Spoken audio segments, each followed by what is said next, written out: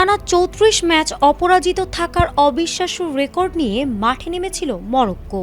কিন্তু ২০২৬ ফিফা বিশ্বকাপের প্রথম কোয়ার্টার ফাইনালে ফ্রান্সের গতি আর কৌশলের কাছে শেষ পর্যন্ত নতি স্বীকার করতে হলো উত্তর আফ্রিকার এই পরাশক্তিকে। আর্লিংটনে অনুষ্ঠিত হাই ভোল্টেজ ম্যাচে ফ্রান্সের কাছে ২-০ গোলে হেরে বিশ্বকাপ স্বপ্ন ভেঙে চুরমার হয়ে গেছে আশরাফ হাকিমিদের।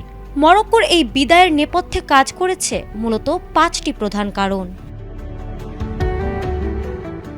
প্রথমত, ম্যাচের ২৫ মিনিটে পেনাল্টি মিসের মতো বড় ফরাসি বিপর্যয়কে কাজে লাগাতে পারেনি Morocco. Kylian Mbappe spot kick থেকে গোল করতে ব্যর্থ হলেও মরক্কো সেই মানসিক সুবিধা ধরে রেখে আক্রমণাত্মক হতে পারেনি।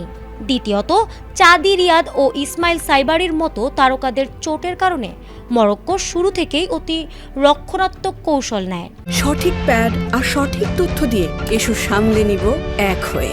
Mona Lisa sanitary napkin. তাদের লক্ষ্য ছিল ম্যাচটি ড্র করা, যা দলের স্বাভাবিক খেলায় নেতিবাচক প্রভাব ফেলে। তৃতীয়ত, রক্ষণভাগের মারাত্মক ব্যক্তিগত ভুল মরক্কোকে ম্যাচ থেকে ছিটকে দেয়।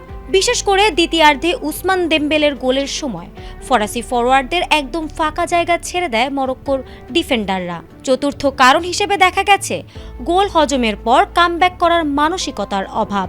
বিরতির পর ফ্রান্স যখন আক্রমণের তীব্রতা বাড়ায়, তখন মরক্কোর খেলায় ম্যাচে ফেরার কোনো তাড়না বা পরিকল্পনা চোখে পড়েনি। পঞ্চম ও শেষ কারণটি হলো প্রথমার্ধের পারফরমেন্স ধরে রাখতে না পারা।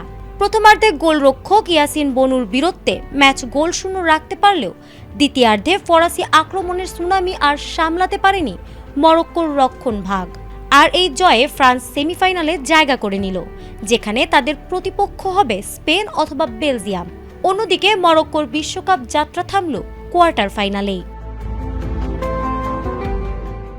ফারহানা হক, এটিএন বাংলা।